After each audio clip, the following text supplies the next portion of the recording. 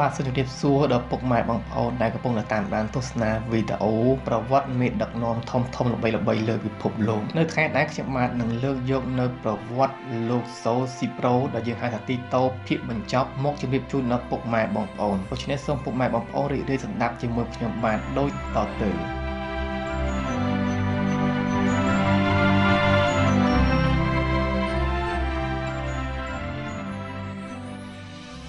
ទីតូបានបដិសេធពុំធ្វើតាមប្រទេសរុស្ស៊ីរបស់ស្តាលីនទេយូហ្គោស្លាវីត្រូវវិនិច្ឆ័យហិនហោចដោយសារសង្គ្រាម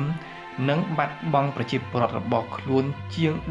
10% ហើយឧស្សាហកម្មស្ទើរតែទាំងអស់ត្រូវបំផ្លាញខ្ទេចខ្ទីតាលីនពុំជួយកសាងយូហ្គោស្លាវីឡើងវិញទេតែបែរជាទាមទារឲ្យទីតូគត់គង់ឲ្យគាត់នៅវត្ថុធាតុដើមសម្រាប់ជួយស្ថាបនាឧស្សាហកម្មរុស្ស៊ីដែលខ្ទេចខ្ទាំដោយសង្គ្រាមខ្លួនឯងប្រការនេះទីតូបានបដិសេធដាច់អហង្ការឆ្នាំ1948តាលីនបានបាត់បង់ភាពអត់ធ្មត់ដោយគាត់បណ្ដេញយូហ្គោស្លាវីចេញពីមីនហ្វមជាអង្គការកុម្មុយនីសពិភពលោកកងទ័ពរុស្ស៊ីត្រូវបានដាក់នៅតាមបណ្ដោយព្រំដែនយូហ្គោស្លាវី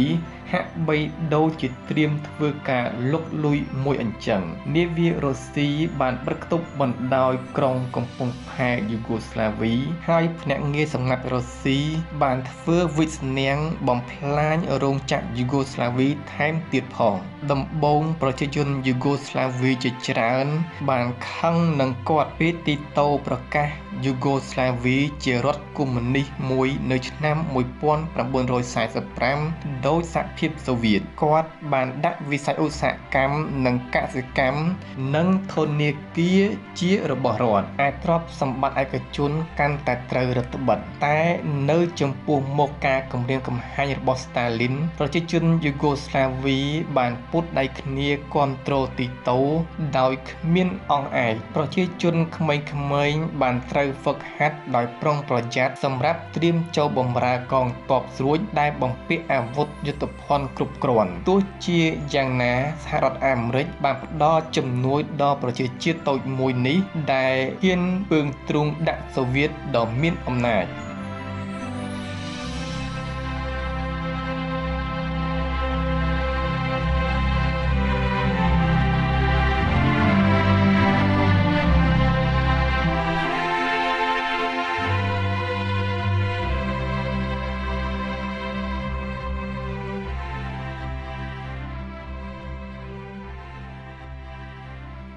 ដោយប្រឈមមុខនឹងការប្រឆាំងដូចនេះតាលីនបានសម្រេចដកថយគឺបញ្ឈប់ធ្វើការគៀបសង្កត់លើទីតូក្រោយមកនៅឆ្នាំ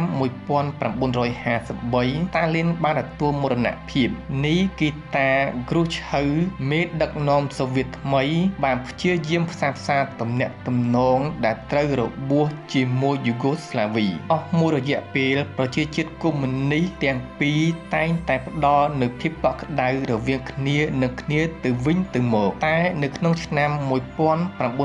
1968នៅពេលកងទ័ពរុស្ស៊ីប្រើកម្លាំងបង្ក្រាបការបះបោរនៅឆេកូស្លូវ៉ាគីពួកគេបានបញ្ជាក់ច្បាស់ថាយូហ្គោស្លាវីនឹងជាគោលដៅបន្ទាប់ទីតូពុំស្ទាក់ស្ទើរឡើយគាត់បានកេណ្ឌកងទ័ពរបស់គាត់ទាំងមូលយ៉ាងឆាប់រហ័សដោយលោកឆ្លើយតបទៅវិញថាយូហ្គោស្លាវីនឹងស្វាគមន៍ការឈ្លានពានរុស្ស៊ីជាមួយនឹងការធ្វើសង្គ្រាមពេញធឹងមួយពុំមែនដូចឆេកូស្លូវ៉ាគីទេបុរសទាំងអស់ចាប់ពីអាយុវ័យ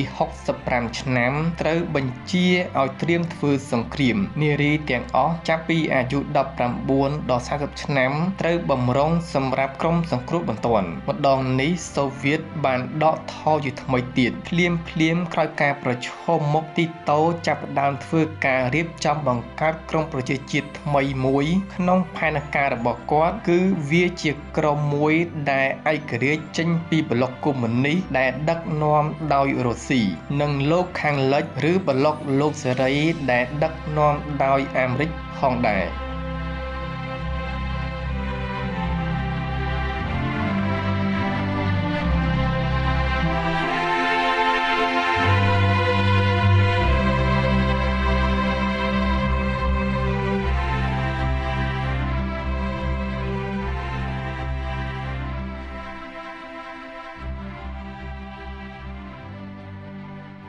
នៅចុងទសវត្សរ៍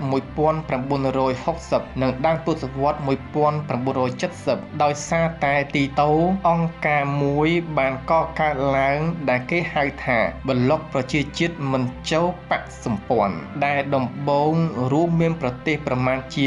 25ជាមួយទីតូក្រុមនេះបានត្រូវដឹកនាំដោយមេដឹកនាំសំខាន់ៗដូចជាសាវ៉ាហាឡាណេរ៉ូនៃប្រទេសឥណ្ឌានិងហ្គាម៉ាអាល់ដេណាសឺនៃប្រទេសអេស៊ីបជាញឹកញាប់សមាជិកមិនចូលបក្សសម្ព័ន្ធបានបែកបាក់ផ្ទៃក្នុងខ្លួនឯងយ៉ាងជ្រាលជ្រៅដោយប្រទេសខ្លះដូចជាគូបាជាដើមបានព្យាយាមបង្កើតទំនាក់ទំនងជិតស្និទ្ធជាមួយសហភាពសូវៀតជាសំខាន់ដោយសារទីតូក្រុមនេះបានបន្តព្រមានមហាអំណាចទាំងពីរគឺរុស្ស៊ីនិងអាមេរិកឲ្យនៅឆ្ងាយពីកិច្ចការរបស់ពិភពលោកទី3ឬប្រទេសកំពុងអភិវឌ្ឍរហូតដល់ទសវត្សរ៍1970មេដឹកនាំជាតិសំខាន់ដែលត្រូវបានប្រឡូកក្នុងសង្គ្រាមលោកលើកទី2ភាគច្រើនបានស្លាប់ជាបន្តបន្ទាប់ទីតូបានបន្តមានជីវិតដោយនៅមានរូបរាងកាយរឹងមាំដដែលគាត់បានរៀបការដល់ទៅ3ដងតែហាក់គ្មានអាពាហ៍ពិពាហ៍មួយណាទទួលបានជោគជ័យនោះឡើយលោកនៅតែចូលចិត្តនារីក្មេងៗហើយថែមទាំងចូលចិត្តស្លៀកពាក់សម្លៀកបំពាក់ទំនើបទាន់សម័យនិងបើករថយន្តបើកដំបូលគាត់នៅតែរីករាយនឹងការបរបាញ់សត្វនេសាទនិងការលេងព្យ៉ាណូមានម្ដងម្កាលគាត់បានធ្វើការជួសជុលក្នុងរោងម៉ាស៊ីនដូចជាការពីនៅក្មេងដែរសូម្បីតែអតីតសមមិត្តដូចជាមីឡូវ៉ាន់ស៊ីឡាដែលធ្លាប់ប្រឆាំងនឹងគាត់ក៏ពុំអាចទ្រាំមិនទទួលស្គាល់ថាទីតូ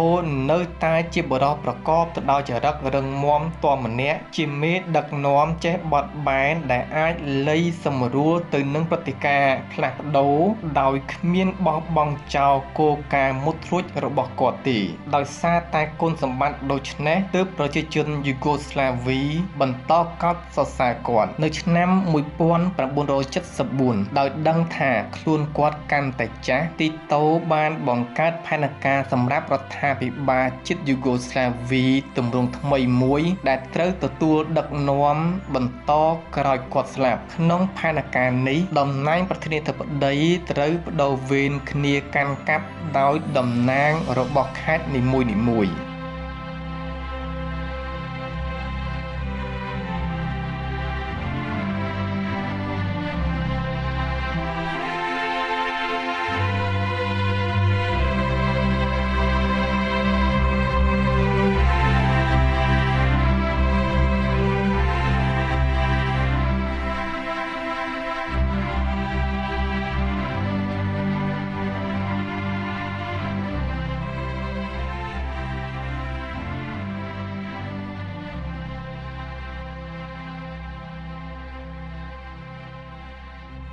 នៅថ្ងៃទី4ខែឧសភាឆ្នាំ